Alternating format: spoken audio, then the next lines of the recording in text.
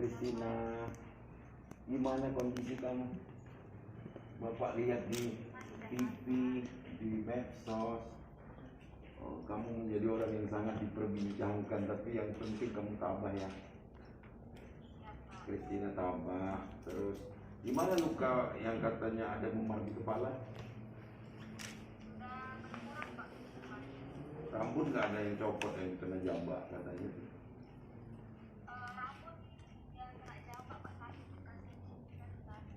Iya. Iya, dan pihak kepolisian sudah menangkap pelakunya. Yang penting sekarang Kristina tabah aja dan kita konsentrasi ke penyembuhannya ya. Ya, yang kita diserahkan kepada pihak kepolisian. Udah ditangkap orangnya. Ya, dan kamu ya tapi proses lah pasti. Kamu kan perawat, kamu ngerti gimana cara mengatasi kondisi kamu ya. Istirahat dulu, ikuti apa petunjuk dari tempat kamu bekerja ya.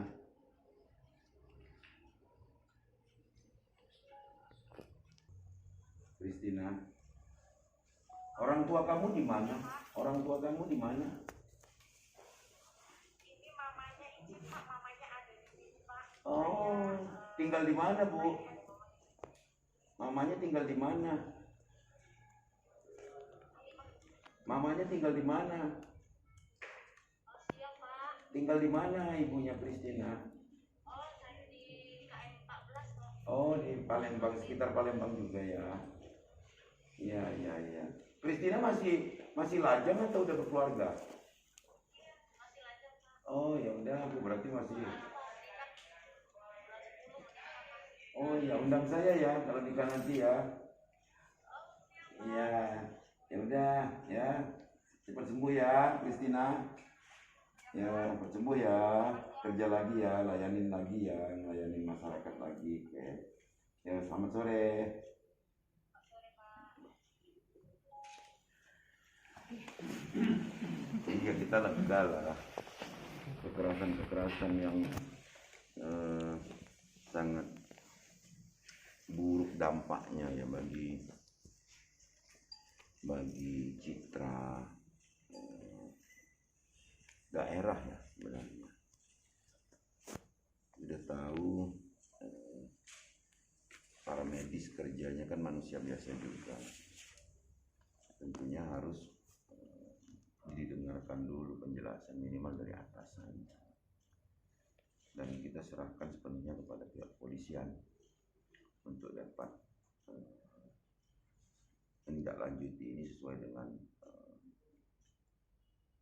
pasal dan undang-undang yang berlaku terkait dengan penganiayaan yang diderita oleh Kristina.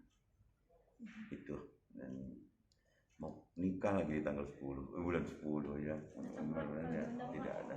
Saya undang, datang lah kalau diundang. Pak, bentuk support dari kita Pak untuk si Kristina Pak gimana? Kita akan kawal proses hukumnya. Tentu meskipun ini delik aduan, tentu lembaga atau keluarganya Kristina punya pertimbangan untuk lanjut atau berdamai itu kembali kepada keputusan keluarga dan institusi di mana tempat dia bekerja. Karena yang menderita kena aniaya adalah Kristina secara personal, tapi Kristina sedang bekerja di sebuah institusi begitu ya. Jadi ini sesuatu yang banyak pertimbangan. Itu saja ya. Saya turut prihatin dengan kejadian ini. Mudah-mudahan tidak terulang lagi di Sumatera Selatan. Para medis kerjanya kan manusia biasa juga, tentunya harus didengarkan dulu penjelasan minimal dari atasan, dan kita serahkan sepenuhnya kepada pihak kepolisian untuk dapat menindaklanjuti ini sesuai dengan pasal dan undang-undang yang berlaku terkait dengan penganiayaan yang diderita oleh Christina. Itu, dan mau nikah lagi di tanggal 10 bulan 10 ya. Mudah-mudahan ya tidak ada. Saya undang datang lah kalau diundang. Pak, bentuk support dari kita Pak untuk si Christina Pak gimana? Kita akan kawal proses hukumnya. Tentu meskipun ini delik aduan, tentu lembaga atau keluarganya Christina punya pertimbangan untuk lanjut atau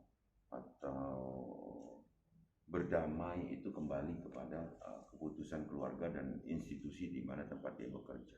Karena yang menderita kena aniaya adalah Christina secara personal, tapi Christina sedang bekerja di sebuah institusi begitu ya.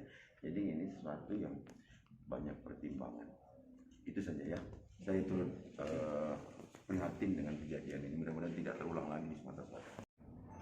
Saya minta untuk kita semua ambil hikmahnya bahwa kejadian-kejadian seperti ini mungkin saja terjadi karena emosi yang spontanitas, tapi harapan saya kepada seluruh pasien dan keluarga pasien, ketika sudah menyerahkan keluarganya dirawat di salah satu rumah sakit atau klinik, ya kita serahkan saja.